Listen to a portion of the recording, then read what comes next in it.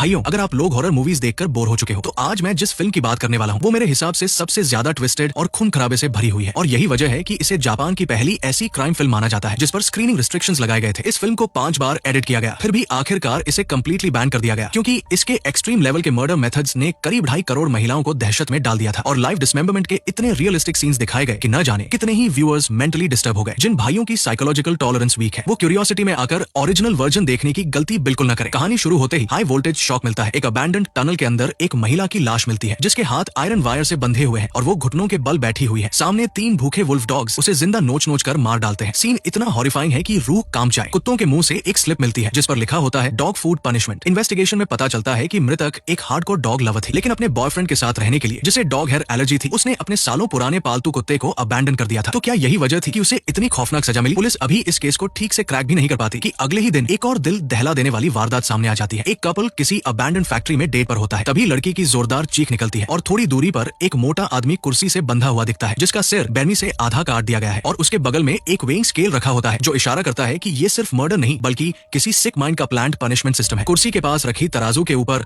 इंसानी मांस के टुकड़े रखे हुए थे और हैरानी की बात यह थी कि उस मांस का वजन बिल्कुल एक न्यूबॉर्न बच्चे के जन्म के समय के वजन के बराबर था। पुलिस जब मौके पर पहुंची तो वहां भी एक खून से सनी हुई पर्ची मिली जिस पर लिखा था मां बनने के दर्द को महसूस करने की सजा। जांच में पता चला कि मरने वाला एक टिपिकल मोटा बेरोजगार आदमी था जिसकी उम्र 30 के पार थी और जो दिन भर घर में रहकर मां के पैसों पर पलता और वीडियो गेम खेलता रहता था। हालात इससे भी बदतर थे क्योंकि वो अपनी मां के साथ अक्सर मारपीट और गाली गलौज करता था। तो क्या यही वजह थी कि वो इस खौफनाक अंजाम का शिकार बना? अब सवाल ये था कि आखिर किलर अपने टारगेट्स को आइडेंटिफाई कैसे कर रहा था। इसके बाद पुलिस ने दोनों मृतकों के बीच कनेक्शन ढूंढना शुरू किया और एक शॉकिंग सच सामने आया। दोनों की हत्या बारिश वाले दिनों में हुई थी और दोनों ही एक पुराने केस में जूरी मेंबर्स रह चुके थे जो एक छोटी बच्ची की हत्या से जुड़ा था। उस केस में एक मासूम लड़की को बैरमी से मारने के बाद कातिल ने उसके शरीर में सिलिकॉन भरकर उसे शेप दिया और उसका एक स्पेसिमेन बनाकर शॉपिंग मॉल में एग्जीबिशन के लिए रख दिया था। इस ब्रूटल क्राइम ने पूरे देश में जबरदस्त हंगामा मचा दिया था और जज व जूरी ने मिलकर आरोपी को तुरंत डेथ सेंटेंस सुना दी थी। लेकिन एग्जीक्यूशन से ठीक पहले आरोपी ने अचानक जेल में फांसी लगाकर खुदकुशी कर ली। ये सारी जानकारी मिलने के बाद पुलिस ने अंदाजा लगाया कि इन सिलसिलेवार हत्याओं के पीछे जरूर कोई ऐसा इंसान है जो उस पुराने केस के फैसले से जुड़ा हुआ था और अब अपना ट्विस्टेड इंसाफ खुद लागू कर रहा है। पुलिस का मानना था कि ये दोनों हत्याएं दरअसल उस पुराने आरोपी के लिए की गई रिवेंज किलिंग्स हो सकती है और जो लोग कभी उस बच्ची के मर्डर केस में जूरी का हिस्सा थे वो अब किलर के नेक्स्ट टारगेट्स बन सकते हैं। ये सुनते ही आजे के होश उड़ गए क्योंकि उसकी वाइफ भी उसी समय जूरी पैनल की एक मेंबर थी। घबराकर उसने तुरंत वाइफ को कॉल किया लेकिन दूसरी तरफ से कोई रिस्पॉन्स नहीं मिला। असल में वो खुद काम में इतना बिजी था कि काफी समय से उसने फैमिली की तरफ ध्यान ही नहीं दिया था। लगातार निगलेक्ट से परेशान होकर उसकी पत्नी गुस्से में बच्चे को लेकर घर छोड़कर चली गई थी और तब से उसका कोई पता नहीं था। इसी बीच किलर ने फिर से वारदात को अंजाम दिया। एक जज जो अपनी पर्सनल लाइफ में काफी वुमेनाइजर था उसे हत्यारे ने सिर से पैर तक 2 हिस्सों में काट दिया और उसके बॉडी पार्ट्स को उसकी वाइफ और गर्लफ्रेंड को अलग अलग भेज दिया। साथ में एक नोट था जिस पर लिखा था प्यार को बराबर बांटने की सजा। इस जज की मौत से पुलिस पूरी तरह अलर्ट हो गई और तुरंत इमरजेंसी मीटिंग बुलाई गई। फैसला लिया गया कि बाकी बचे जूरी मेंबर्स को जल्द से जल्द लोकेट करके पुलिस प्रोटेक्शन दी जाए। लेकिन जब तक पुलिस उन तक पहुंचती बहुत देर हो चुकी थी। शख्स को बेहद बेरहमी से मार दिया गया था। मौके पर जो सीन था वो रोंगटे खड़े कर देने वाला था। आदमी के मुंह में हजारों स्टील नीडल्स ठूंसी हुई थी जिससे साफ था कि किलर हर सजा को बेहद क्रूएल तरीके से एक्सिक्यूट कर रहा था। कमरे के अंदर खून की तेज बदबू और गंदगी की सड़ांध फैली हुई थी। ये सोच पाना भी मुश्किल था कि मरने से पहले उस आदमी ने कितनी भयानक यातना झेली होगी। पहले की तरह ही लाश के पास एक और खून से सनी पर्ची मिली जिस पर लिखा था 1000 सुइयां निगलने की सजा, जो कि आदतन झूठ बोलने की पनिशमेंट मानी गई थी। इसके बाद एक और औरत की हत्या सामने आती है जो जिंदगी में हमेशा ब्यूटी को लेकर ऑब्सेस्ड रहती थी। बार बार हाइलुरोनिक एसिड इंजेक्शंस लगवाती थी ताकि जवान दिखती रहे। उसे पूरी तरह नेकेड हालत में एक कोल्ड स्टोरेज में फेंक दिया गया जहां वो धीरे धीरे जमकर मर गई और इसे नाम दिया गया हमेशा जवान रहने की सजा। जूरी मेंबर्स की लगातार हो रही इन हत्याओं ने आजे को अंदर से हिला दिया क्योंकि अब जिंदा बचे जूरी मेंबर्स में सिर्फ उसकी पत्नी ही रह गई थी और साफ था कि किलर का अगला टारगेट वही होगी। जल्दी ही उसने पता लगाया कि घर छोड़ने के बाद उसकी पत्नी अपनी बेस्ट फ्रेंड के कांटेक्ट में थी, तो वो अपने कुलीग के साथ फौरन उस फ्रेंड के घर पहुंचा। कई बार दरवाजा खटखटाने के बाद जो दरवाजा खोलता है वो एक आदमी होता है जो बताता है कि वो उस लड़की का बॉयफ्रेंड है और वो आज ओवरटाइम की वजह से घर पर नहीं है। इसके बाद आजे बिना वक्त गवाए सीधे